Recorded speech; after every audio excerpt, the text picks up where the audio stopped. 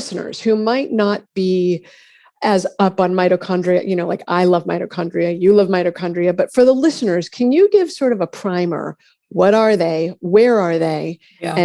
And what are they doing around our health? Yes. And this is really important to this discussion about eliminating or avoiding chronic disease, eliminating or avoiding autoimmune disorders. And it's really important when we're talking about environmental toxicants as well. So I'm really excited to be somebody on this summit who gets to unpack this for everyone. So listen up, because this is mission critical for your recovery process and your prevention process, right, Wendy? Yes, the quiz is in how you feel every day. So if you don't feel like $1 million, then you're getting a D- on the quiz, and this is where it makes a difference. It is, and if you aren't addressing your mitochondria health, you're going to keep getting a D-.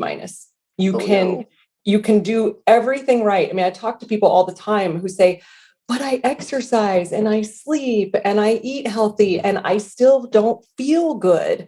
And so we get down to what's happening at the cellular level. So it all comes down to cellular level. So mitochondria are little tiny cellular organisms. They actually live inside of our cells. And without getting over scientific, I'd rather talk about what they do and why it's important. So this is a Lauraism, but I like to explain energy as physical energy and invisible energy. So the physical energy is kind of what you feel each day. So when you get up for the day and you're faced with your day and you're looking at your list of things to do you have the physical energy to carry that out? Or do you feel like you have to take naps throughout the day? Or is the brain fogginess setting in and it's making it hard to focus? That's kind of the physical thing that we feel. But then there's this whole invisible energy force that's occurring inside of our body that your mitochondria are also responsible for. And by that, I mean the things you don't notice. So your heart pumps and your lungs breathe and your GI tract digests food and your body makes enzymes and neurotransmitters and hormones, and all of these processes are going on that's kind of invisible to us. We don't think about it, but it's happening. And guess what? What in your body is driving all of that? What in your body is sending the messages to your nervous system, to your GI tract, to your immune system, to your brain, to your lungs, to every part of your body? It's your mitochondria. So the thing that mitochondria do is they produce this unit of energy called ATP. And I want you to think of ATP like currency, like money. And it costs a certain amount of ATP to do every function in your body. So if I were to get up and walk across the room and out the door to my right, that would take, let's just arbitrarily say 100 units of ATP energy. But me just sitting here talking to you for 60 seconds, maybe that takes 10 units of ATP energy. And, some smart scientist somewhere can tell you those exact numbers. But the point is that you need ATP energy for every function in your body, whether it's just sitting here digesting food and talking, or whether it's physically getting up and doing something. So that certain amount of ATP is required for healing your body from chronic diseases. So you're going to have a bigger spend out of your ATP bank account if you have a chronic disease, if you have a autoimmune disorder, if you have any kind of chronic thing going on. So you're going to need to make more to replenish that bank account. So I'll just pause there. Yeah, there's a lot to unpack there, yes. Laura. Yeah, it's a lot. The first thing we didn't talk about is you really can blame your mother for this, because mitochondria are a maternal lineage. Actually, when those cells get fertilized, when you are created, there is paternal mitochondria, but they get destroyed as the cell develops. And so you and I, all of us it's exclusively maternal. So you will see illnesses that flow through the maternal line of things because they're mitochondrial linked, which I thought was so interesting. And you also didn't mention that I just thought was so cool is they're independent. They were initially independent of us, but back when we were much simpler, evolved to be symbiotic. So they can't live without us and we can't live without them, but they are truly independent of us. They have their own DNA. They produce their own, they do their thing, but they rely on us for the minerals and nutrients that they use and to even expend the energy. So I just thought that was fascinating. It is. They rely on us. We rely on them. And it is all about the evolution of the human body. And so, yeah, they are their own entity, so to speak. Talk to me about some of the environmental toxicants that people could be exposed to that then lead to mitochondrial dysfunction. Yeah, this is one of my favorite topics to talk about because you and I both know we cannot get people well unless we actually address the environmental toxin piece. Like we mentioned earlier, you can sleep, you can eat healthy, you can exercise, you can drink water, but if you don't help assist the toxins that are in our body, and it starts off with what's given to us while we're in utero with our mother.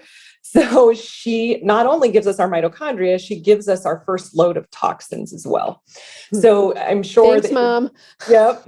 And if you're the firstborn, then you have an even higher load than your younger siblings.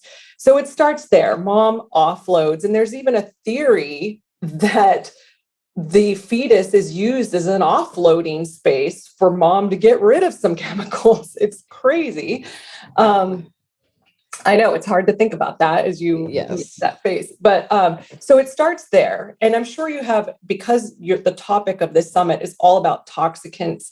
I'm sure many, many people are using the analogy of the toxin bucket that we have in our body. And once that bucket gets overflowing, those toxins have to go somewhere. So the bucket gets full and things start overflowing. I also like to think of a bathtub where water's pouring in, but the plug is clogged and it can't get out as fast as it comes in. So then it ends up overflowing onto the floor and getting everywhere. So that's kind of what's happening in your body. Toxins are overflowing and they're getting into our cells, intracellular spaces. Your body is rapidly trying to pack these away in a safe space, away from your brain, away from your lungs, away from your liver, away from your pancreas, away from your vital organs. So of course it gets packed into fat tissue. But to answer your question, what is coming in? I mean, you name it, everything from heavy metals to mold and mycotoxins to industrial toxins, waste that is created due to big industry. It's in our air, it's in our water, it's in the food we eat, the pesticides and herbicides that are used during food production. Even the skin products that we use every day, our makeup, our toothpaste, our deodorant, our cleaning products, our off-gassing of the furniture in our house and our flooring and our paint. I mean, you can't escape it. And I mean, I know I'm preaching to the choir here, and I know everybody's talking about this on your summit, and you have a whole book about it that's right behind you on the shelf. And you and I have had lots of discussions on this. I mean, you are the toxin expert, Wendy. So all of these, unfortunately, right? Because it was all about my hot messness. Your own health, right? And so all of these things, guess what?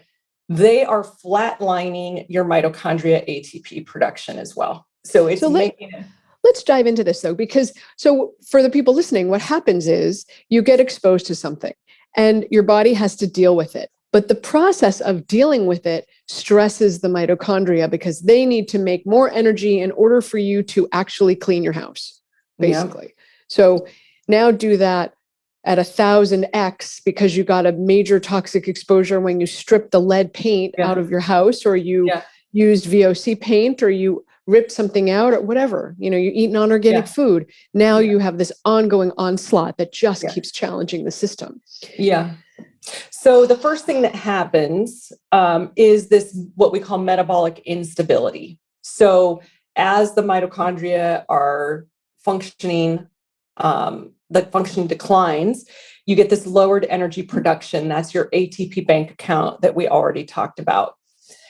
And because they're not functioning well, you get this increase in metabolic waste. So your cells are releasing damaging free radicals and waste that needs to be carried away through your detox pathways. But guess what? Your detox pathways are already overloaded with toxicants. So now you get this increase in what we call oxidative stress. And I'm sure that your audience is pretty savvy and has heard about oxidative stress being damaging to your cells.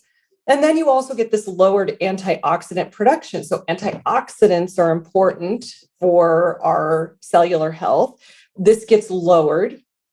And then eventually, we're talking about a cascade here, right? So you get the first thing that happens is metabolic instability. The next thing that happens is metabolic inflexibility. So the dysfunction increases. And what metabolic inflexibility is the inability to respond to a metabolic demand and choose the best fuel source. So ketones over glucose. And our mitochondria make energy from the food that we eat and they use either the ketones or the glucose. We do better when we burn ketones. So fat is ketones. We're more efficient. So think about your car and your engine working well, and think about the grades of gasoline that you can put in your car. And some cars, the fancy ones, require a super unleaded. That's like ketones for your body. It's super unleaded gas. It burns clean and it keeps the engine going. The glucose is more like the regular gas, not as clean burning, makes more waste. So we get this dysfunctional energy production, and it continues to cascade. And so the next thing that happens once you've gone through this metabolic inflexibility is, guess what? Chronic disease. So we have a name for mitochondrial dysfunction. It's called cardiovascular disease. It's called Alzheimer's. It's called Parkinson's. It's called cancer. It's called insert any autoimmune disorder. It's called Lou Gehrig's disease. It's called muscular dystrophy. It's called epilepsy. It's called fibromyalgia. Do you get where I'm going with this? This is what is the final stage of mitochondria decline is chronic disease. So at the root of it is a mitochondrial dysfunction. And so you asked earlier, why am I obsessed with this? This is why I'm obsessed with it, because you can't reverse any of this if you don't get back your metabolic flexibility and if you don't reverse metabolic instability, which are mitochondria problems.